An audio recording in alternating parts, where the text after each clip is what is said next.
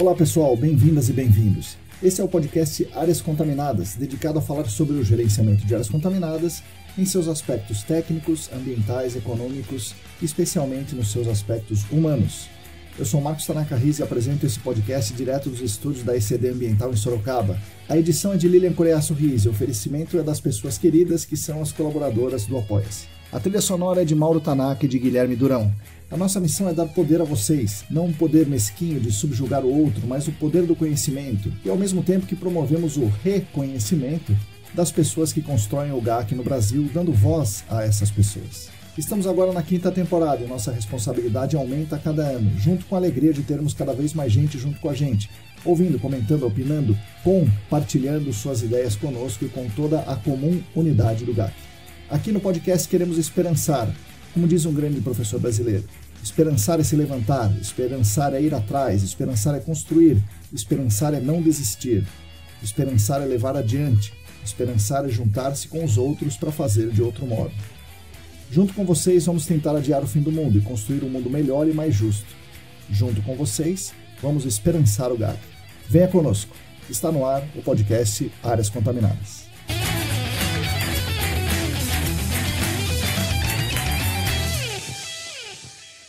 Olá pessoal, para todo mundo que está aí lavando a louça, separando roupas brancas das coloridas, indo para aquele campo complicado, tentando completar a gloriosa timesheet.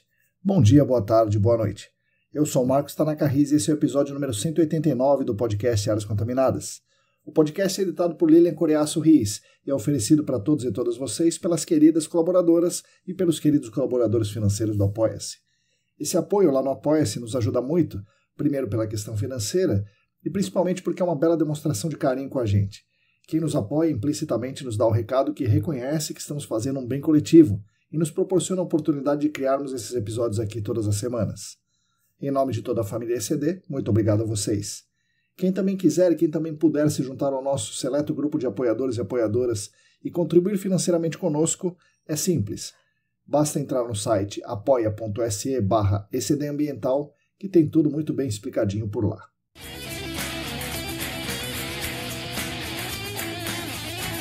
O podcast Áreas Contaminadas conta também com 4 empresas patrocinadoras que nos dão uma belíssima ajuda financeira e nos enche de orgulho por serem empresas muito importantes, reconhecidas e renomadas no mercado que querem unir as suas poderosas marcas ao nosso trabalho, mostrando que estamos no caminho certo. Isso é uma coisa muito legal. O patrocínio master é da Clean Environment Brasil, que comercializa produtos e tecnologias para investigação e remediação de áreas contaminadas.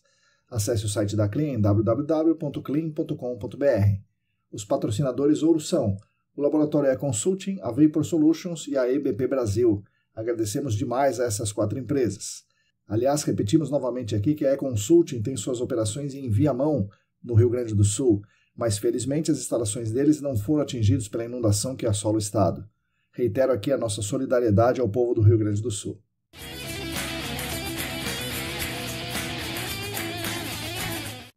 Estão abertas as inscrições para 2 cursos da parceria Senac-AESAS que irão ocorrer em junho. Um deles é um curso de biorremediação, vai ser online ao vivo às segundas e quartas, a partir do dia 12 de junho. O outro é um curso de investigação de água subterrânea, que eu tenho a honra de coordenar, será de 1 semana somente, com aulas online nos dias 10 e 11 pela manhã e práticas presenciais o dia todo lá no Senac, nos dias 13 e 14 de junho. Promete ser um curso muito legal. Informações e inscrições no site www.aesas.com.br. E falando no Senac, já abriram as inscrições para o processo seletivo da 25ª turma do curso de pós-graduação em gerenciamento de áreas contaminadas do Senac. Esse curso tem uma procura muito grande, então recomendo que quem tiver interesse nele se inscreva o quanto antes no processo seletivo. Informações e inscrições no site sp.senac.br.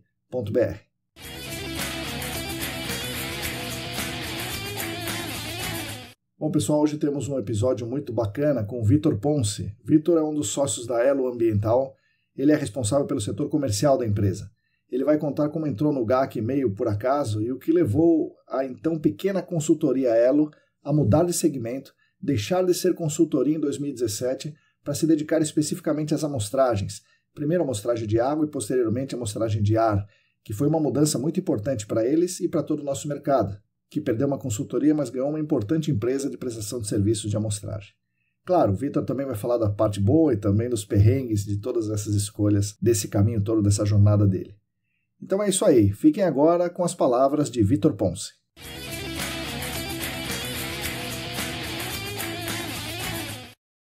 Oi pessoal, bom dia, boa tarde, boa noite. Eu estou aqui hoje com mais um convidado ilustre, o Vitor Ponce. Vitor, bom dia, boa tarde, boa noite, bem-vindo aqui ao podcast.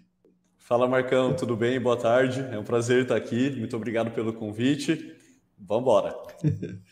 Legal, Vitor, vamos começar do começo, como boa parte dos episódios. Onde o pequeno Vitor cresceu, o que ele gostava de fazer? Gostava de jogar bola, gostava de soltar pipa, gostava de desmontar os carrinhos? Legal, Marcão. Bom, o pequeno Vitor nasceu em São Bernardo do Campo, Hospital São Bernardo, quem é daqui da região conhece bastante. Cresci no Jardim Independência, cresci brincando com amigos em rua, cresci jogando bastante videogame. Muitas vezes, pós-escola, que era de manhã, o pessoal se reunia em casa, ou a gente se reunia na casa de algum outro amigo, aí depois saía para jogar bola, enfim, era aquelas brincadeiras bem gostosas da infância, né? Aproveitando bastante. E aí depois foi passando o tempo, né? Um pouco. Na adolescência comecei a pensar no que estudar, o que eu ia fazer, até que eu me interessei por TI. Me interessando por TI, eu tinha um irmão que já trabalhava com isso. Ele trabalha até hoje, inclusive, em uma empresa que fornece softwares para gerenciamento de alguns tipos de atividades aí, né? E um desses tipos de atividades era transporte de passageiros.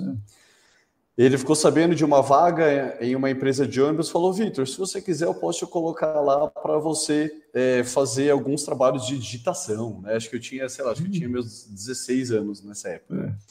16, 17 anos, não estou lembrado de cabeça.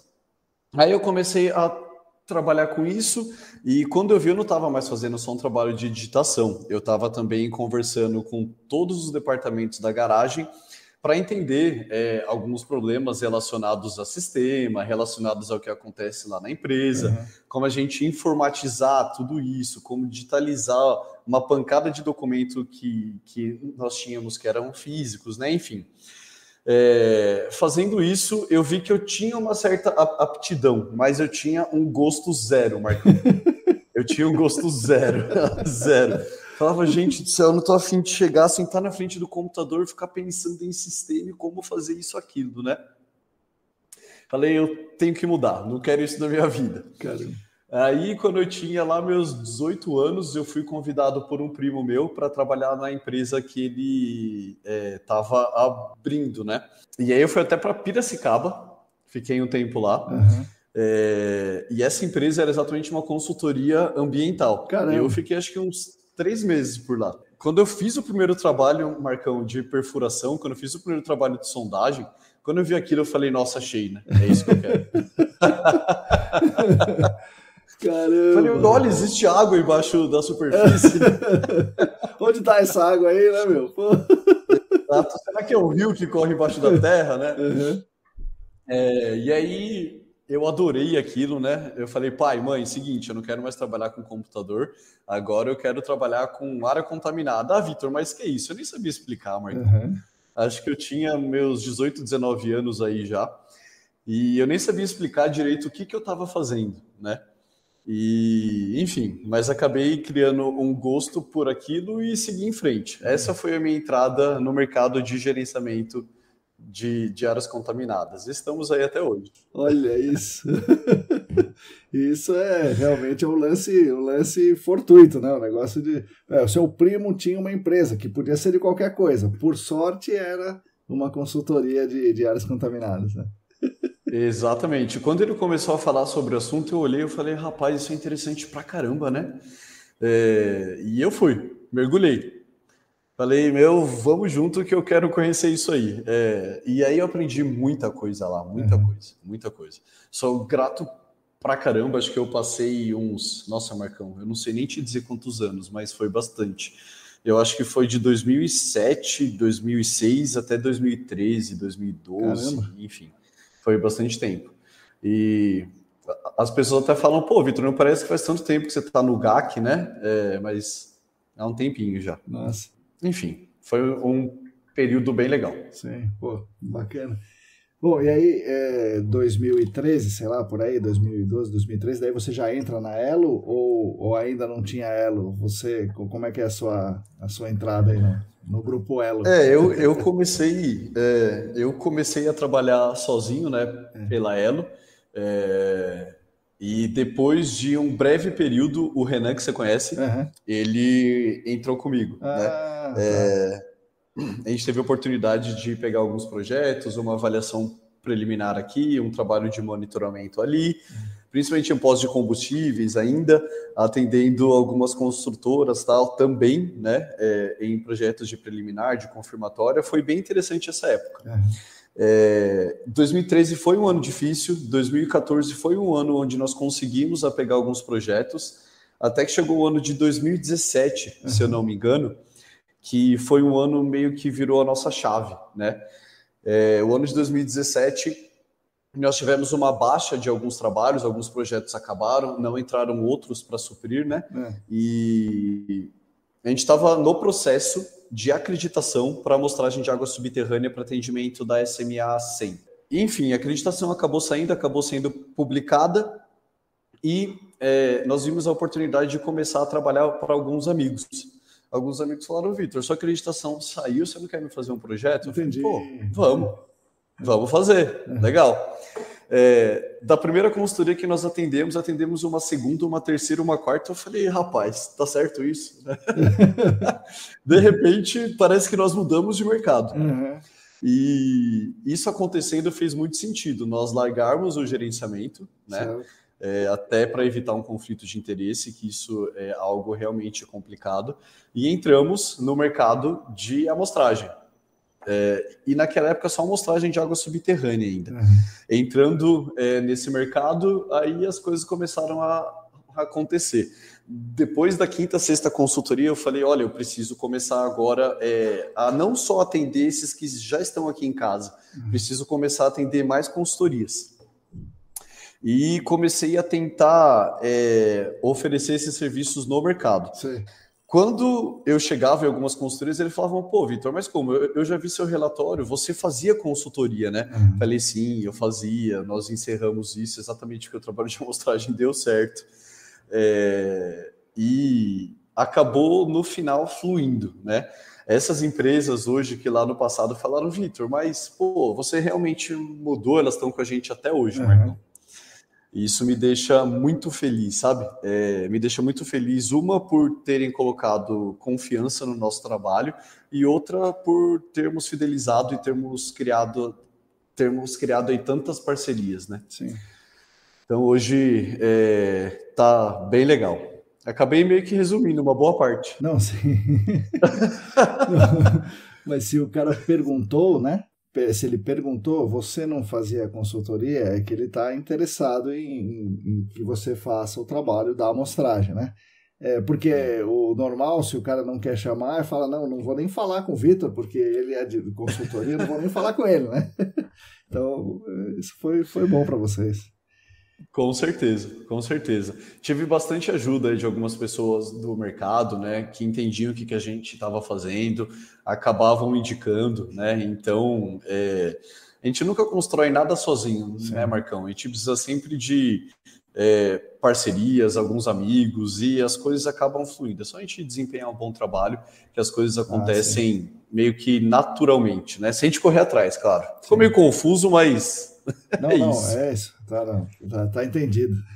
Agora, vamos voltar na acreditação. Então, naquele momento, vocês eram uma consultoria e teve a SMA 90, SMA 100, não sei o quê, que só pode fazer amostragem quem tem acreditação.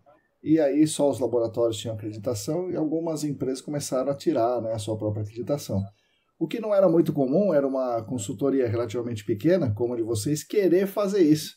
Por que vocês falaram, vamos fazer esse negócio de acreditação aqui?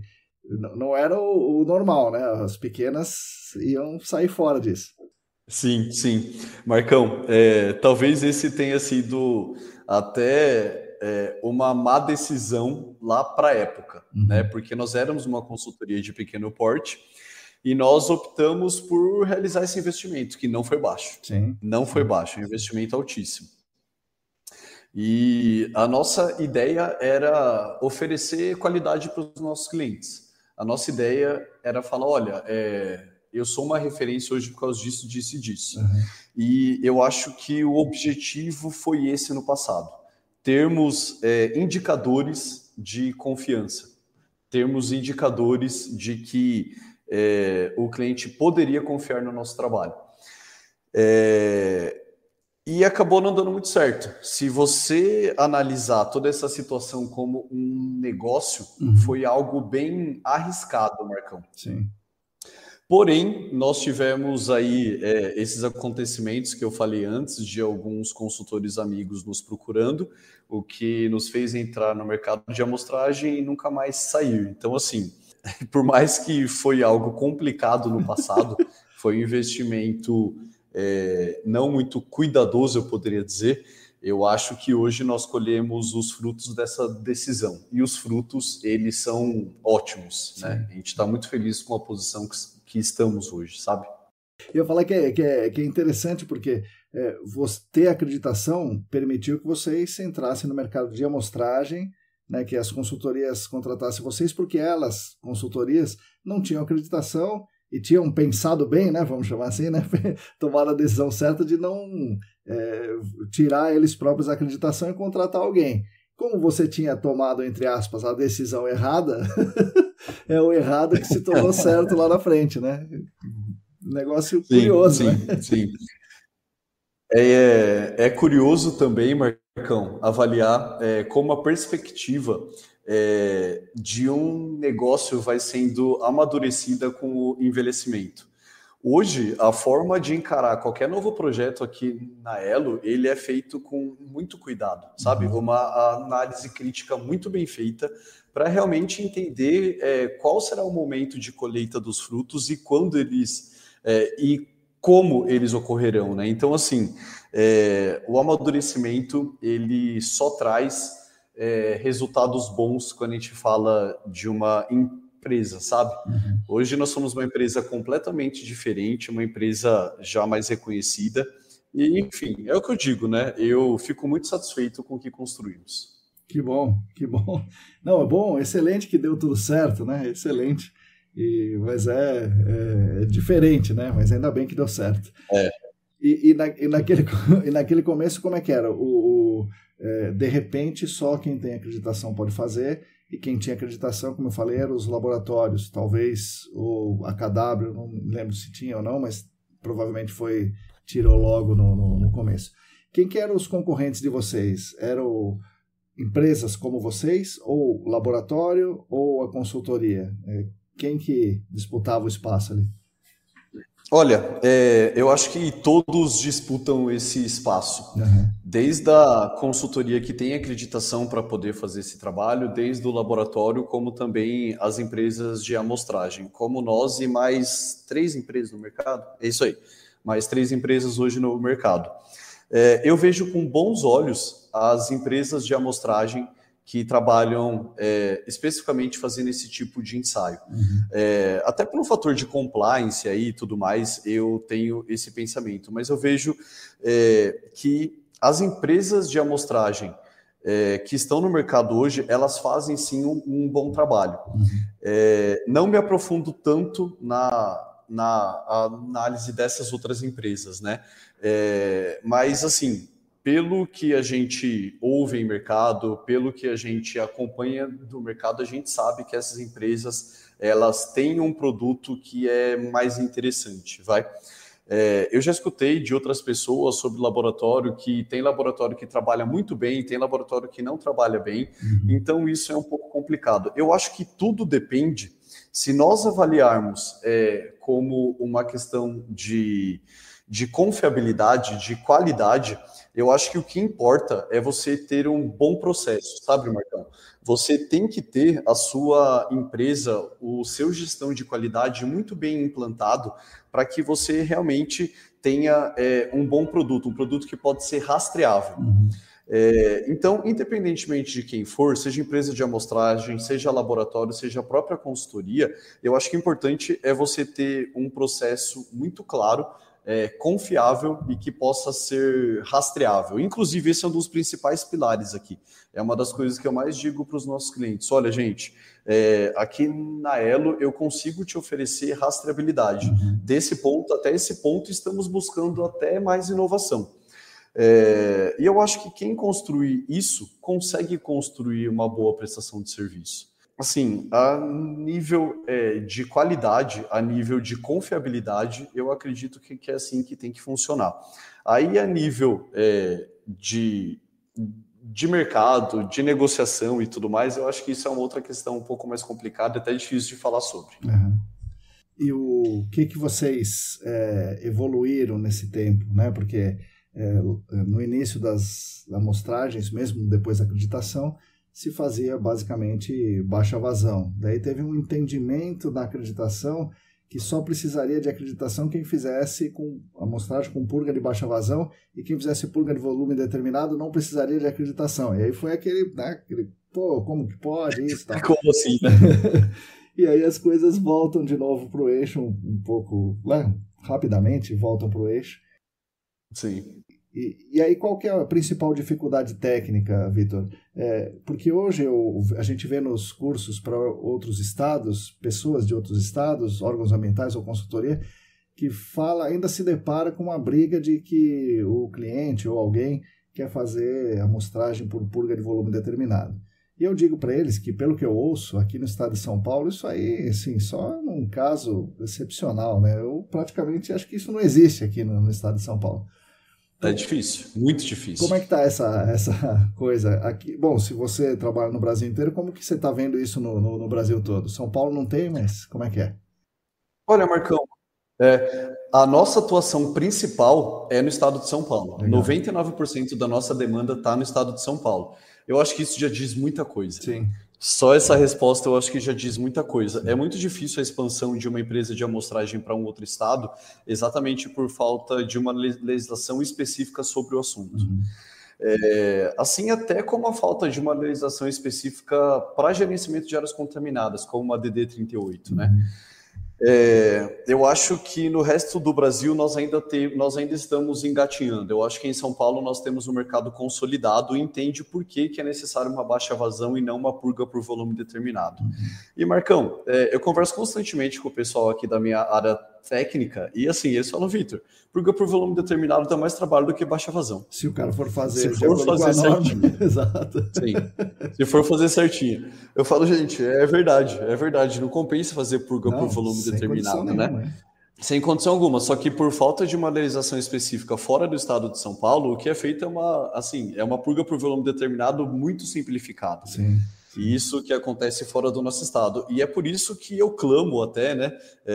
Eu gostaria bastante que tivéssemos uma legislação um pouco melhor. Não só legislação para gerenciamento, mas também uma legislação que pudesse trazer alguma questão vinculada, como que eu posso falar, Marcão? Listas de convocações, como a CETESB fez por um bom tempo aqui em São Paulo, né? Áreas prioritárias específicas, a gente tem bastante dessas áreas no Brasil, que existem áreas até que nós desconhecemos o impacto que uma contaminação pode estar causando. Sim. Então, a gente começa a falar de amostragem que, assim, se reflete no que nós temos hoje no nosso mercado a nível de Brasil inteiro, fora de São Paulo. Eu diria isso, viu, Marcão? Tá. E quais são as dificuldades de uma empresa de amostragem, de prestação de serviço em geral, mas vamos lá que você conhece mais, né, de amostragem de água no estado de São Paulo. Porque o que acontece no gerenciamento em geral é falar assim, olha, o cliente não quer pagar, né, o responsável legal não quer pagar. Então vamos tirar coisas aqui do trabalho porque o cliente não quer pagar. Aí a gente fala com o cliente, ele fala, pô, mas ninguém me oferece um negócio melhor, né? Daí volta na consultoria de novo, e a consultoria fala, bom, mas também é que a CETESB não cobra, e aí o meu concorrente oferece menos, e aí a CETESB é culpada. A CETESB fala, é a consultoria que não sei o quê. E o laboratório o laboratório é uma esculhambação, os caras erram tudo, imagina, daí o cara vai e conta 1000 casos ali do laboratório que errou e tal. A empresa de amostragem de água também, os caras fazem um monte de coisa, tal. E a empresa de prestação de serviço, sondagem, amostragem de água, fica no meio do fogo cruzado e acaba, né, sendo esmagada nisso. E o preço, né, fala, não, eu não posso te pagar porque, né, o orçamento não deixa. Enfim, qual é a responsabilidade, né, qual é a parte da culpa que cabe à empresa de amostragem de água e qual é a dificuldade maior aí dentro desse mercado?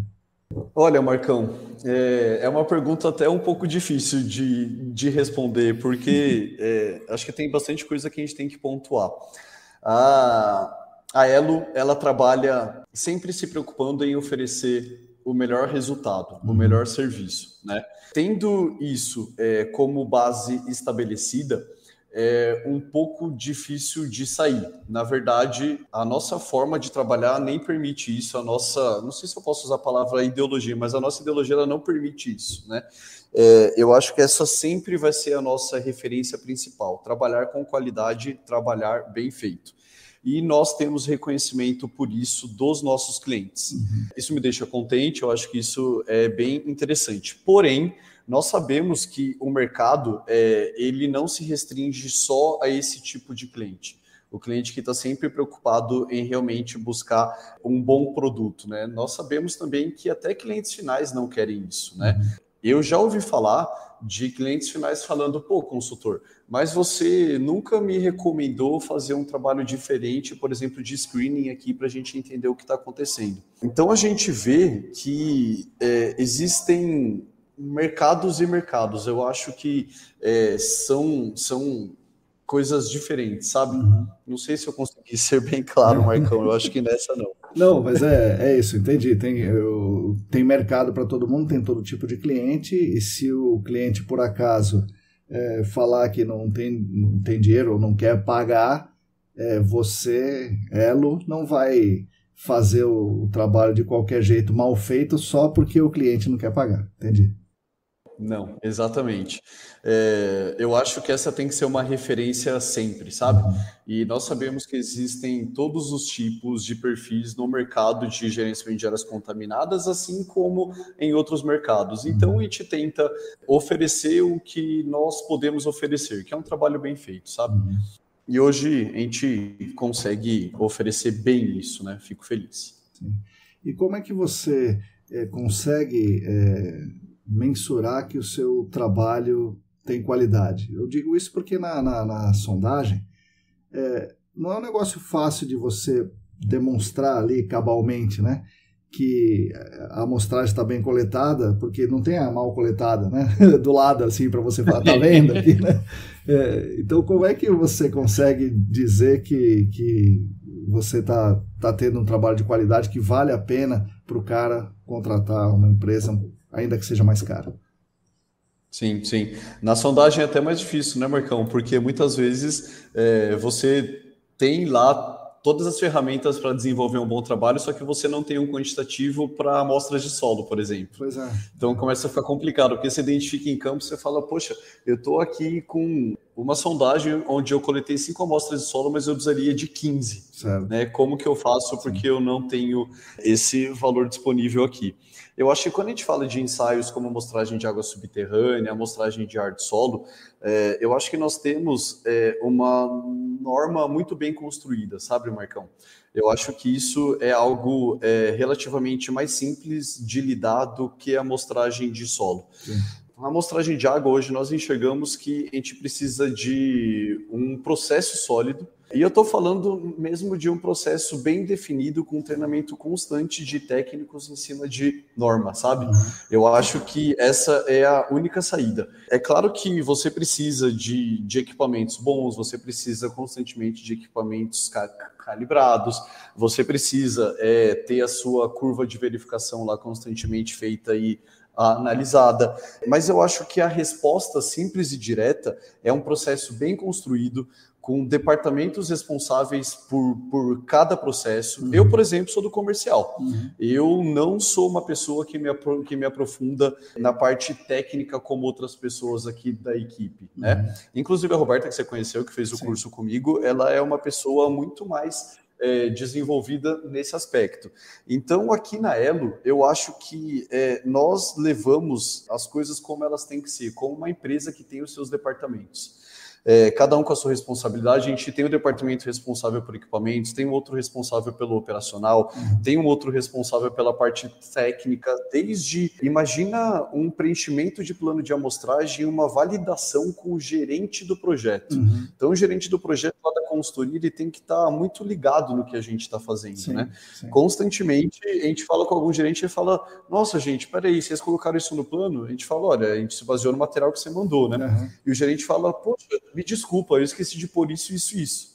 Ou o contrário, muitas vezes a gente fala, o consultor, o gerente, tá faltando isso daqui, como que você quer fazer? Fala, rapaz, desculpa, acabei falhando. Muitas decisões, Marcão, elas têm que ser tomadas antes de irmos para campo. Sim, e eu diria que elas, se não forem as mais importantes, eu posso dizer que elas são muito importantes. Porque com um plano de amostragem muito bem feito, a gente consegue minimizar qualquer problema que possa acontecer durante a amostragem, sabe?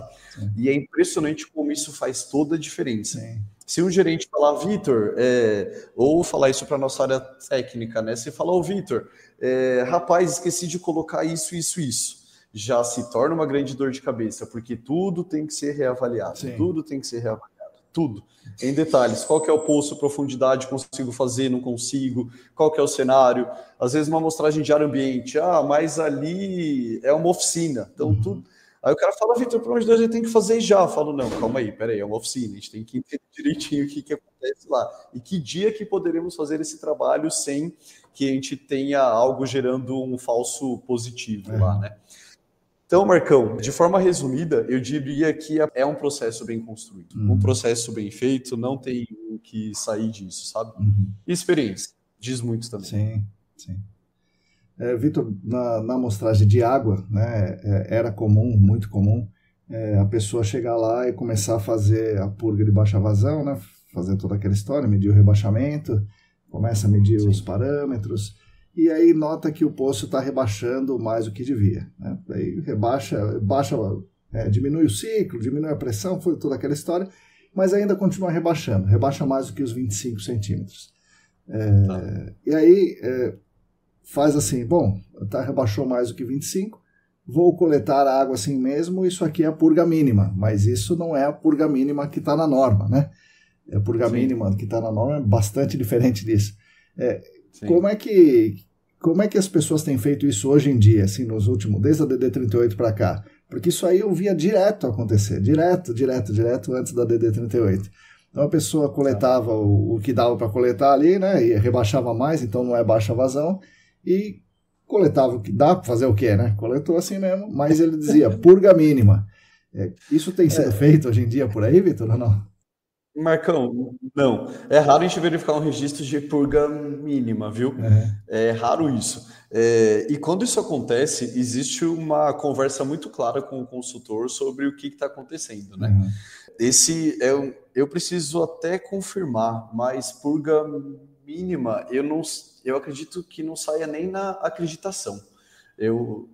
Ou sai. Não, acho que sai sim, Marcão. Sai com o selo de qualquer forma, mas isso tem que ser muito bem explicado o porquê aconteceu, sabe? De novo, uma questão de processo. Precisa deixar bem claro o porquê que aquilo está acontecendo. Mas eu te falo de uma forma bem simples. Isso é raro. É raro de se ver. Legal, é raríssimo. E quando isso acontece, a gente instrui até uma reinstalação de poço. A gente sempre conversa com os consultores que estão participando do projeto, né?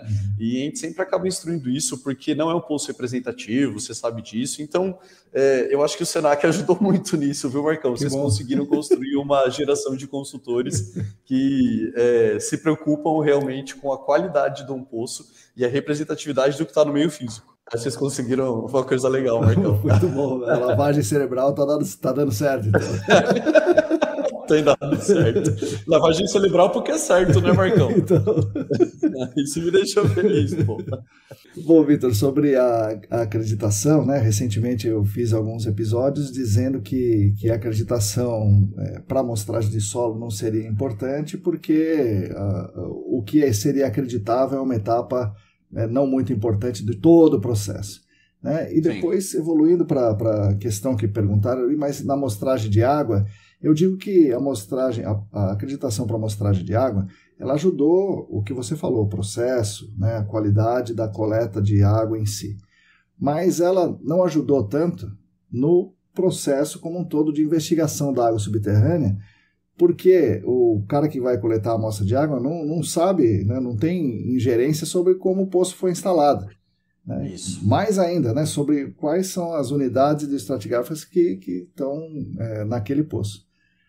Como é que você vê, então, essa questão da acreditação ajudando muito na qualidade da amostra que é coletada, mas não tanto na investigação como um todo? Como lidar com isso? Realmente, o técnico que vai fazer uma amostragem em baixa vazão, ele não vai entender em que perfil que ele está fazendo a amostragem, mas seria interessante entender, viu? Entender um pouco do perfil de solo, isso nos ajuda até a prever o que faremos em uma certa área contaminada. A gente pode até usar alguns ensaios, até um ensaio de condutividade munido aí de dados do meio físico, ele nos ajudaria a entender um pouco sobre o perfil que aquele poço instalado está indicando, né? Então, vamos confirmar, acho que a gente pode trabalhar com alguns ensaios para poder fazer isso. Mas eu vejo com preocupação a amostragem de solo e a instalação de poços de monitoramento hoje, porque nós sabemos que muitas vezes os objetivos não são alcançados. Às vezes a pessoa pode instalar errado e muitas vezes isso não é descoberto depois que o poço é instalado. Sim. Eu não queria nem falar de metodologia nem nada assim, mas eu acredito que um processo implantado para a instalação de poços de monitoramento e para a amostragem de solo poderia ajudar nessa questão. Não, se você está talvez querendo dizer que se tivesse um processo sistematizado para o cara definir a unidade de estratigráfica, para ele fazer o projeto do poço e aí instalar o poço, isso ajudaria em toda a investigação, né? Inclusive na amostragem. Quando a gente fala de instalação de poços de monitoramento, o que talvez um processo estabelecido via até uma acreditação ajudaria? O conhecimento do meio físico antes da instalação do posto de monitoramento, você concorda comigo que é muito importante. Sim. Beleza. Mas muitas vezes, na prática, isso não acontece. Sim. Muitas vezes. Eu poderia chutar 99% das vezes. Mais ou menos isso. Se existe um procedimento acreditado para que a gente inicie um trabalho de amostragem de solo, instalação de posto de monitoramento, se guiando pelo meio físico local, vai ser mais oneroso, ok, eu sei que trabalho de sondagem é caro, porém, a gente teria sucesso em amostragem de solo e também em instalação de poços na camada hidroestratigráfica, que é o objetivo da consultoria que está lá. Como eu disse, isso pode ser mais oneroso, porém, no final do gerenciamento, pós-reabilitação da sua área, eu tenho certeza que isso vai acabar sendo mais barato. Lá no final, somando tudo, eu tenho certeza que você não vai gastar com posto de monitoramento instalado errado, tem que refazer a instalação daquele posto de monitoramento. O que eu quero dizer é que eu acredito que se a gente referenciar mais algumas coisas, se a gente colocar isso em uma norma específica, talvez para acreditação, talvez a gente consiga evoluir um pouco mais do que estamos hoje. Eu acho que um processo bem construído para amostragem de solo e instalação de poço pode ajudar, como nesse exemplo, tá, Marcão? Sabe. Acho que é isso. Beleza. Mas, assim, esse é um dos exemplos, né? Eu imagino que a gente poderia ainda criar bastante coisa, desde instruções normativas, como processos acreditados. Eu acho que a gente teria que fazer para colher os frutos. E eu sou um entusiasta disso, tá, Marcão? Eu sou um entusiasta porque nós aprendemos aqui na Elo que um processo bem construído, ele vale ouro. Né? Ele vale ouro de verdade. Não, ótimo. E como é que funciona a Elo, Vitor? Tá o Renan, tá você, tá a Roberta, o que cada um faz, quantas pessoas tem trabalhando, essas pessoas, o que elas vão fazer? Elas vão coletar, todo mundo vai coletar as amostras, ou tem o pessoal que faz outro tipo de ação dentro do escritório, como funciona? Excelente pergunta, Marcão. Eu vou te contar um pouco do começo da Elo. Quando nós começamos, eu acredito que 4 equipes fazendo coleta e 3 pessoas internas, né? Depois a gente aumentou para 5 equipes, 6 equipes, 7 equipes, Nossa 8, 9. A gente falou, opa, acho que o negócio está tomando uma proporção um pouco diferente. Com isso, Marcão, nós começamos a trazer algumas pessoas para criar aqueles departamentos até que eu já tinha dito em conversa, né? Uma das pessoas que nós temos aqui, que criou, por exemplo, o departamento de RH, uma das coisas que eu mais tenho orgulho. Por quê? Nós conseguimos, com um trabalho consistente de RH, trazer pessoas para trabalhar aqui na Elo e essas pessoas realmente gostarem do trabalho e ficar. Legal. Com as pessoas ficando, a gente consegue, inclusive, otimizar o trabalho dessas pessoas, sabe? E antigamente, no passado, entravam algumas pessoas aqui na Elo que não tinha esse perfil para amostragem. O intuito da pessoa era, muitas vezes, entrar aqui na Elo, entender um pouco e tentar ir para alguma consultoria. Muitas pessoas não tinham perfil de trabalho de campo. Trazer um RH para a nossa empresa foi algo que fez toda a diferença, porque nós passamos a entender bem melhor quem nós traríamos e são perfis que são completamente vinculados ao trabalho de campo. E além das pessoas ficarem aqui, elas estão cada dia melhorando mais. Fora isso, no comercial, temos eu e temos a Kátia, que também é uma analista, e nós conseguimos compor uma análise crítica e bem consistente dos pedidos dos clientes. Algumas vezes um pouco mais difícil, algumas vezes um pouco mais fácil, tudo depende realmente do cenário da área. Temos nossa equipe técnica, que é composta pela Roberta, mais uma vez citada aí. Roberta sensacional, recomendo inclusive você convidar aqui, Marcão. Vou falar com ela também, vai ser legal. A Roberta, ela é a nossa gerente técnica e responsável pelas 10 equipes de campo que estamos hoje, mais um supervisor e mais um analista. Nossa. Então, é bastante gente. Temos também nossa área de marketing, que é algo que estamos fazendo aí recentemente. Acreditamos que é muito importante a gente tentar capacitar o mercado em algumas coisas. E nada como utilizar a rede social para isso, sabe, Marcão? Sim. Nada como utilizar isso. E a gente começou a produzir alguns conteúdos, está sendo bem legal, bem interessante. A gente está tendo um feedback interessantíssimo do mercado, coisa que eu não imaginei que aconteceria, mas está acontecendo. Acho que isso acontece também com o podcast, né, Marcão? Acontece um pouco, né? Não tanto, porque eu não apareço falando, né?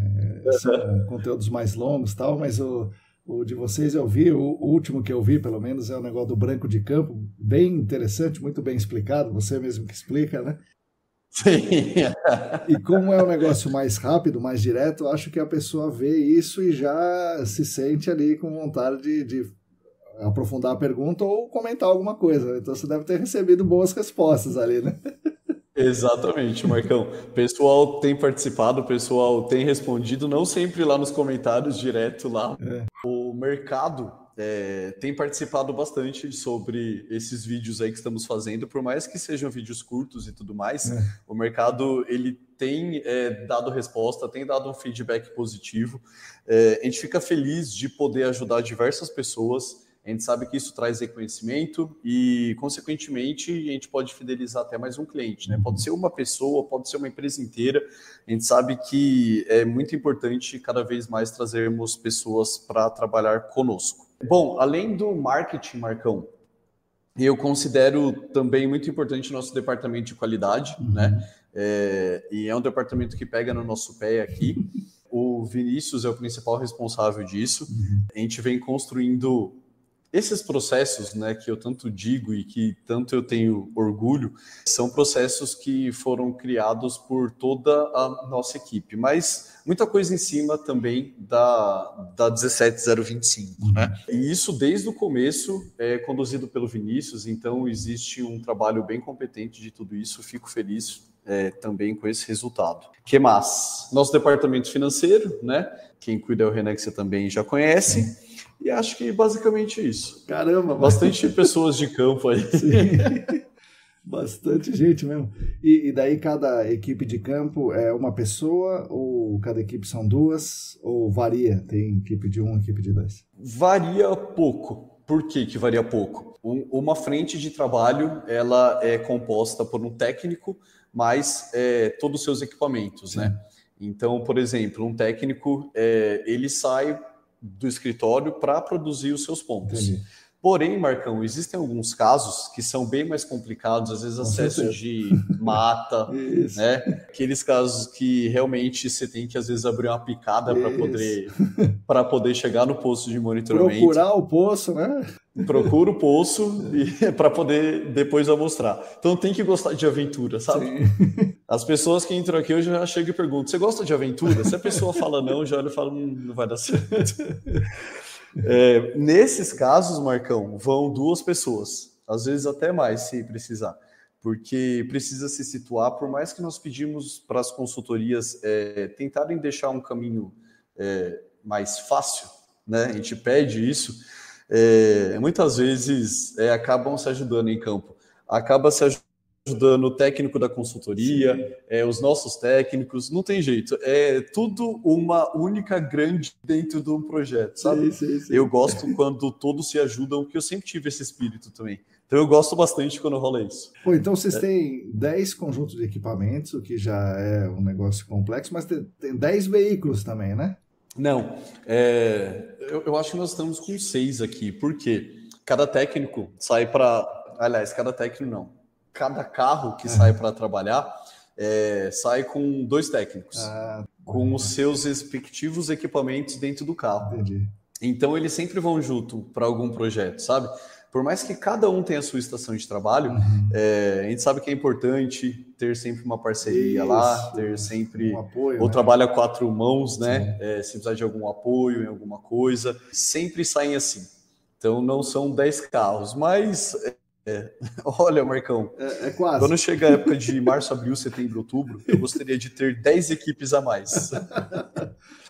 10 equipes a mais. Porém, é muito complicado você fazer isso, sabe? Sim. É muito complicado. Como a gente gosta de tudo bem feitinho, é muito difícil você chegar com mais 10 pessoas e falar: vamos colocar mais 10 pessoas e mais 5, 6 carros aqui. Se você não treinar muito bem treinado, se você não montar tudo muito bem montado, se você não capacitar a pessoa muito bem capacitada, Marcão, você tem problema. Isso é uma coisa que nós não queremos levar também para os nossos clientes. Tem que crescer aos poucos, sabe?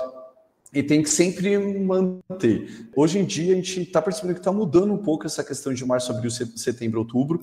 Muitos consultores estão definindo os períodos de amostragem conforme cada especificação da sua área, né, o comportamento de aquíferos e tudo mais. Mas, enfim, a gente entende aqui que a gente tem que crescer aos poucos. Estamos com 10 equipes hoje, se possível depois 11, 12, desde que seja bem construído, sabe? E como é que vocês fazem os treinamentos aí? Treinamentos são internos, vocês mesmos, ou vocês mandam para outro lugar, tipo o Senac, alguma coisa assim? Boa. Os treinamentos são todos internos primeiro, em primeiro momento, e depois externos. Na realidade, esses treinamentos, eles começam antes da contratação. Faz parte da entrevista a verificação de uma certa facilidade com os equipamentos quando os nossos técnicos estão trabalhando, né? O rapaz, ele chega aqui para fazer essa primeira entrevista, a gente avalia essa certa aptidão e facilidade com equipamentos. Depois que ele entrou, ele vai ter ainda um período de experiência, e isso é onde acontece em todos os treinamentos. Toda a primeira parte, ela é interna, o técnico fica uns 15 dias aqui fazendo esse treinamento. Depois, ele vai para campo acompanhado já de alguém experiente. Esse alguém experiente é o nosso supervisor, que eu tinha dito até quando a gente falou lá da estrutura da empresa, né? Esse nosso supervisor, ele é responsável por ficar com esses técnicos por um bom tempo, até ele sentir que o técnico está apto a fazer o trabalho sozinho.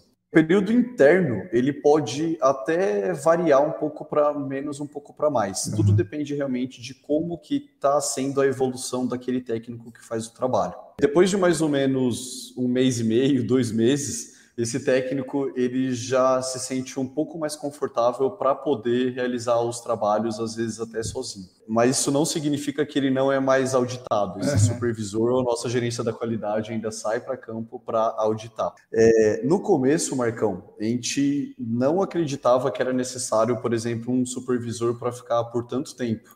Né? Nós considerávamos que era relativamente um processo fácil. Mas, Marcão, não é. Não é, não. Não é. Não é. É um processo que, para quem não tem experiência, para quem precisa realmente aprender, você precisa de muito acompanhamento. E se você não faz isso, você vai ser um técnico que vai te frustrar no futuro e vai frustrar também todos os seus clientes. Então, a gente faz muito treinamento, a gente faz questão de fazer isso, porque a gente sabe que só assim a gente vai oferecendo aqueles pilares que nós queremos, né? Confiabilidade, rastreabilidade, enfim. Então, tem muito treinamento aqui na Elo, muito. Marcão, você tem que ver quando junta a equipe inteira. Eu imagino. Marcão do céu. O pessoal se reúne e começa a falar isso, aquilo, eu olho e falo, meu Deus, de onde saiu tanta gente, né? Contando os casos, né? E tal. Contando os casos aqui, aconteceu aquilo, mas aconteceu aquilo, porque isso aconteceu antes, que aquele campo estava difícil, porque não sei o quê. Mas é legal isso porque evolui, né? Sim, esses encontros, essas conversas, por mais a gente tenta pegar um dia inteiro, pega uma sexta-feira, reúne a equipe inteira para falar sobre dificuldades, para falar de algo que nós estamos observando, né? Eu não participo disso, tá, Marcão? Eu sou do comercial, eu acabo não participando disso, mas a gente acaba indiretamente participando, né? Acho que eu posso falar isso. E é interessante porque conversar sobre dificuldades sempre vai agregar uma forma de fazer diferente na próxima vez. E aquele técnico sempre vai melhorar. Então a gente brinca até que somos uma escola, né? Para quem entra nesse mercado. As pessoas que entram aqui aprendem muito. E dentro dessa perspectiva, né, quando a gente trabalhava com sondagem, a gente preferia contratar caras que não tinham feito sondagem, pelo menos não ambiental, né? Era nem sondagem de jeito nenhum, porque o cara vinha com vícios, né? Então a gente procurava formar o profissional que tem aquela aptidão que você falou, né? No caso da sondagem, o cara tem que ter conhecimento de ferramentas, né? E não ter medo de trabalho mais pesado, de viajar e tal. E na amostragem é o outro tipo de aptidão ali, mas ainda assim precisa ter uma certa aptidão. Mas vocês preferem contratar o cara já que tem uma certa experiência em amostragem ou preferem também um profissional fora dessa área? Fora, Marcão. Fora para não vir com vícios. Sim. Eu te falo que ao longo desses 10 anos, né, nós fizemos 10 anos ano passado, e em breve, aí no mês 7, faremos 11 anos já. Legal. Por mais que nós não trabalhamos com amostragem por todo esse tempo, né, nós começamos em 2017 para cá, nós aprendemos muito. Nós tivemos todos os perfis entrando para trabalhar com a gente. Nós tivemos pessoas difíceis, nós tivemos pessoas que... Algumas que tiveram um pouco mais de facilidade, outras não. Quando nós tentamos trazer pessoas que já eram de outras empresas, os vícios... eles eram preocupantes, tá? Para não falar outra palavra, eles eram preocupantes. E diante disso, nós entendemos que não daria certo. E hoje nós trazemos sempre pessoas novas. E estamos colhendo bons frutos com isso, né? O que eu te falei lá do RH, que eu me orgulho, o RH ele está bem focado em fazer isso. Está trazendo pessoas ótimas que eu não esperava nem que fosse possível, Marcão. Pessoas que nunca trabalharam com GAC, nem imaginavam o que é água subterrânea, hoje entendem e têm cada vez interesse de crescer mais, sabe? Pessoas que hoje a gente tem bastante confiança. Legal pra caramba. Isso é muito bom. Muito legal. E muito é um legal. baita de um desafio, uma dificuldade assim, grandiosa para empresas de prestação de serviço dentro do GAC, né? E ainda bem que vocês conseguiram uma trilha boa aí. Sim, Marcão. E eu não esperava que seria possível, viu? Chegou um momento que eu falei, gente, não dá. Não dá, eu acho que a gente nunca vai conseguir. Eu acho que trazer pessoas boas, de verdade, com aptidão para o trabalho de amostragem, seja água subterrânea, ar do solo, ar ambiente, outros ensaios que nós fazemos aqui. Mas um profissional de RH para fazer isso me surpreendeu e me surpreendeu muito. Então, algo que fico contente também. Mais uma vez contente. E a decisão do marketing, Vitor, porque né, uma empresa super técnica e de nicho, né, como são as empresas né, no nosso ramo, em geral não faz esse tipo de ação, né, porque a ação de marketing na rede social é quando você vai pegar um monte de gente e tal, né? Ter aqueles negócios. E vocês optaram por fazer e, bom, na minha vista aqui parece que está dando certo, mas eu não sei, não estou aí do seu lado para ver, né? Porque a decisão por fazer especificamente vídeos onde vocês aparecem e ter uma certa regularidade nisso e, entre aspas, ensinar algo que todo mundo está vendo, não só o cliente, mas também o concorrente. E eu conto a história dos guitarristas, né? O guitarrista fica vendo o show do outro para falar, opa, o cara errou aquela nota ali, né? Então, às vezes isso acontece também. É um risco. As pessoas têm diversas opiniões técnicas sobre algum assunto, né? Eu mesmo já me peguei discutindo internamente aqui sobre alguns assuntos, então é algo que realmente acontece. Eu acho que a gente apontar erros é até bom, eu acho que todos ganham, né? Afinal, nós estamos em um mercado que é pequeno e todos estamos no mesmo barco, né? Sim. Esse barco tem que ter alguns pilares bem consistentes que a gente deve construir junto. Então, nós resolvemos dar a cara a tapa lá, porque eu acredito que redes sociais são importantes, são muito relevantes hoje em dia. Eu acredito que é um modo fácil de alcançar pessoas e também não é algo tão oneroso como, às vezes, participar de algum evento, criar algum evento específico. Está nos nossos planos, viu, Marcão? Mas nós acreditamos que utilizar as redes sociais hoje é algo que é natural. É natural e no começo eu pensei, né? Eu falei, rapaz, será que vai dar certo? Será que vai para frente? Será que as pessoas vão assistir? Será que a gente não vai criar um conteúdo que às vezes ninguém vai nem ligar?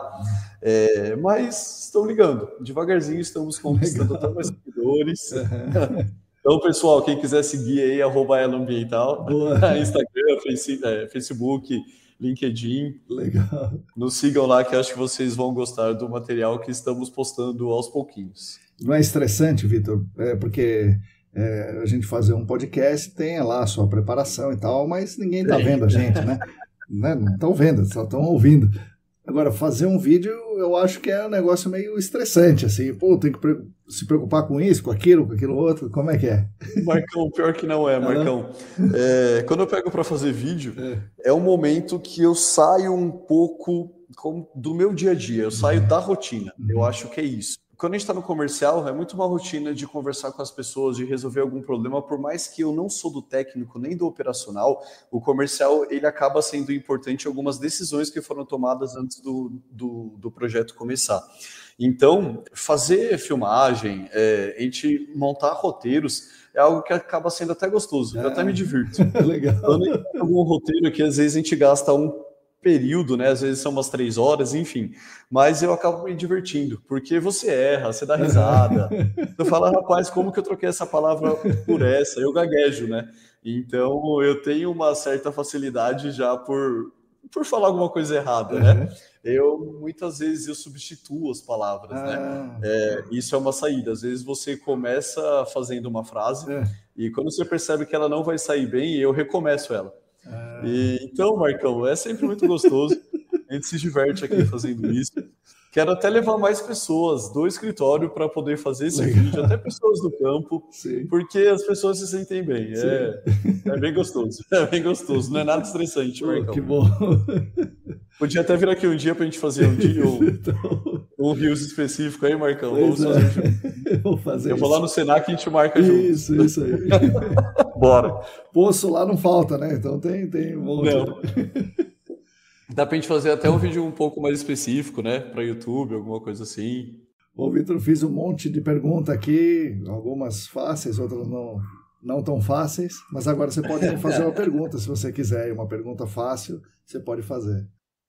Marcão, com certeza é sobre o Senac de novo, né? Já citei algumas vezes aqui na conversa. Eu vejo algumas pessoas perguntarem as coisas para você aí e tal, enfim. Mas como eu fui um aluno do Senac recente, né? Eu fiz o GAC de forma meio tardia, mesmo tendo entrado no mercado lá em 2007 e tal, eu entrei no GAC de forma tardia, mas foi uma experiência fantástica, né? E a gente consegue enxergar que o Senac ele consegue modificar o mercado, ele consegue elevar o nível do mercado, né? Antes nós tínhamos o nosso mercado um pouco mais para baixo, hoje nós temos o nosso mercado bem mais para cima. Eu sei que ainda tem muita coisa a ser construída, eu sei que isso é algo que nunca vai parar, mas eu queria te perguntar como que é esse desafio, o que você pensa sobre isso? Mais ou menos nesse sentido, Marcão, o que você vê no futuro, sabe? Se você está feliz com o que você construiu, eu queria saber mais ou menos sobre isso. Legal, boa pergunta, Vitor. E bom que você gostou, e bom que você tem essa visão também, que a gente tem conseguido mudar o mercado. Eu às vezes fico meio assim. Sem dúvida.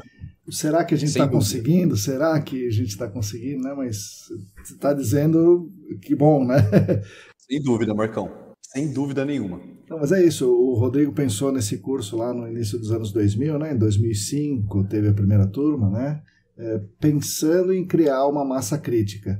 E ele batalhou pra caramba, né? Praticamente sozinho por muito tempo. Em 2014 eu tive a sorte dele me chamar ali para ajudar, né? Então de 2014 para cá eu tenho participado dessa construção. Mas todo o trabalho é dele, né? Mas eu acho que um grande salto que a gente teve na pós-graduação em GAC foi quando o Newton e o Fernando entraram para conduzir praticamente toda a parte da geologia, né? A parte inicial ali da caracterização do meio físico. Claro, não só eles, mas todo um grupo, o Matheus, Paulo, o Rodrigo, eu, a Cláudia, o Marcos Barbosa, outras pessoas, o Marco Pede, que vão variando ali, né? Então a construção desse bloco foi difícil, mas depois que deu certo, eu acho que isso é que dá um estalo nos alunos. Quando a pessoa entra e faz o primeiro semestre sendo bombardeado por tudo isso daí, falando, caramba, não é para instalar um poção de qualquer jeito, a gente tem que entender o meio físico, a fonte é uma coisa, a pluma é outra. Então acho que isso em 2016, de 2016 para cá, isso tem melhorado. Claro, a DD38 ter sido aprovada também ajudou muito, né? Porque a CETESB manda fazer um negócio, aí as pessoas... Não tem outro caminho, né? Então, acho que para o futuro é isso, a gente continuar batalhando, né? Porque tem muita coisa que não é feita ainda, muita coisa. Então, a gente precisa ter mais cursos. Os cursos extra, né, que o Senac ministra junto com a ESAS têm sido muito bons, especialmente os dos órgãos ambientais. Isso tem feito uma diferença assim, muito, muito grande no GAC do Brasil todo. Né? E o Senac é o centro irradiador disso aí, né? Então tem sido muito bom. Acho que para o futuro a gente precisa fazer mais. E eu, da minha parte aqui, a gente propôs fazer esses, né, os podcasts, o podcast que eu entrevisto alguém, o podcast que eu falo sozinho, também ajudando a ter um material, um acervo, né, gratuito que a pessoa pode acessar ali, né? Então, acho que a tendência é a gente construir mais. E precisa cada vez construir mais. Acho que é isso. Sim.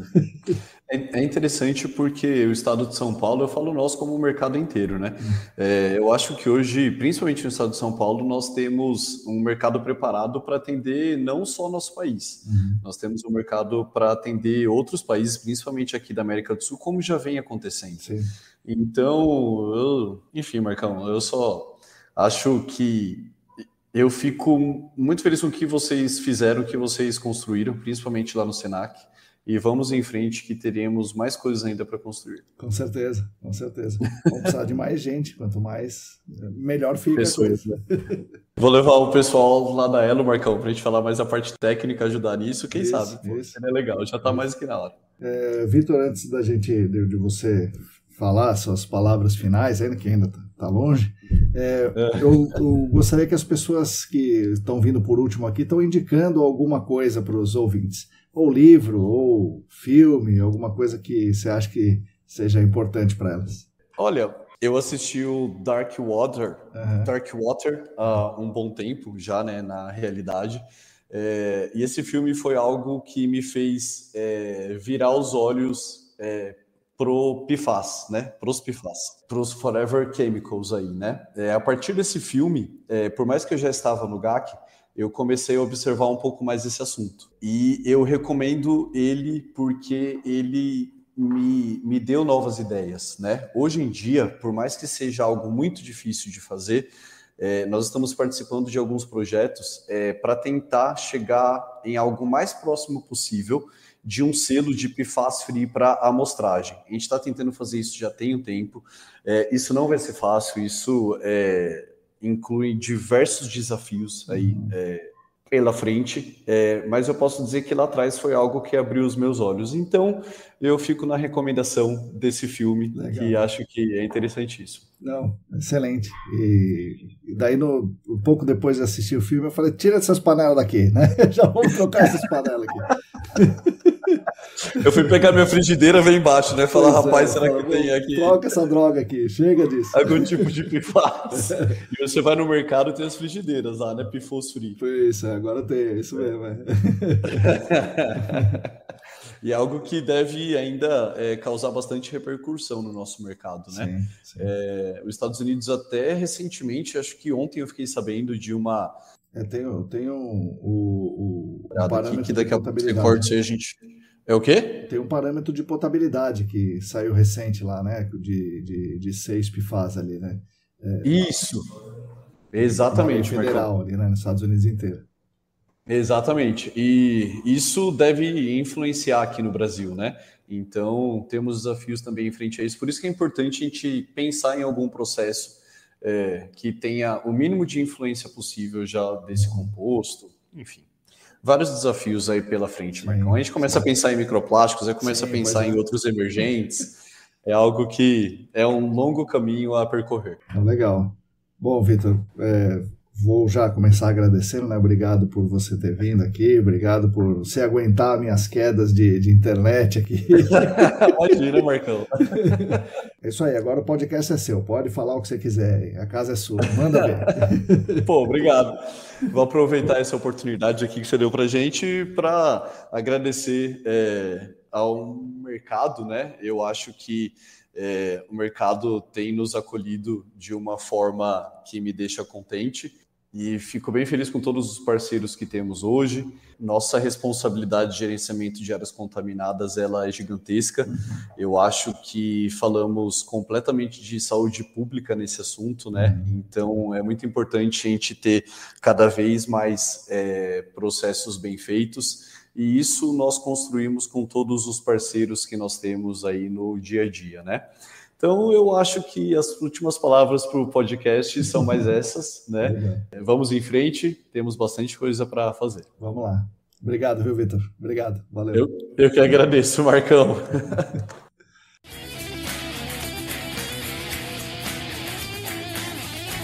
Bom, pessoal, espero que vocês tenham gostado desse episódio com o Vitor. É muito legal pegar a visão de quem trabalha em uma empresa de prestação de serviços específica no GAC como amostragem. É interessante ver como as visões se complementam às visões de quem trabalha em consultoria. A atenção com a gestão da empresa, com a qualidade, com os treinamentos, com o RH, são coisas muito interessantes e nos fazem refletir bastante. Foi bem legal essa conversa com o Vitor. A trajetória dele e é mais um caso interessante que entra no GAC meio que por acaso e acaba se apaixonando pela nossa área e pela nossa sorte, né? Enfim, agradeço demais ao Vitor, foi uma conversa realmente muito legal. Agradeço também aos nossos patrocinadores, a Clean Environment Brasil, o Laboratório E-Consulting, a Vapor Solutions e a IBP Brasil, que proporcionam a possibilidade da gente conversar com pessoas legais como o Vitor, que nos ensinam muito. Agradeço demais, é claro, aos nossos queridos e aos nossos queridos apoiadores financeiros no Apoia-se. E repito, quem quiser e quem puder, entre na nossa campanha. O site é apoia.se/ecdambiental. E com certeza somos muito gratos a vocês que nos acompanham, seguem, leem, sugerem, questionam, debatem, compartilham, enfim, que nos ouvem todas as semanas. Vocês são a razão de existência desse canal e de outros que propomos e conduzimos aqui nos Estudos ECD. Continuem conosco. No podcast, na Áreas Contaminadas no Spotify, no canal do YouTube chama ECD Training e também nas redes, o Instagram é @ecdambiental. Temos o canal Áreas Contaminadas no Telegram, dedicado a vagas de empregos no GAC. Tem o meu LinkedIn, Marcos Tanaka Riz. Assine a nossa querida newsletter. Enfim, fiquem em contato conosco. A todas e todos vocês, muito obrigado e até a semana que vem.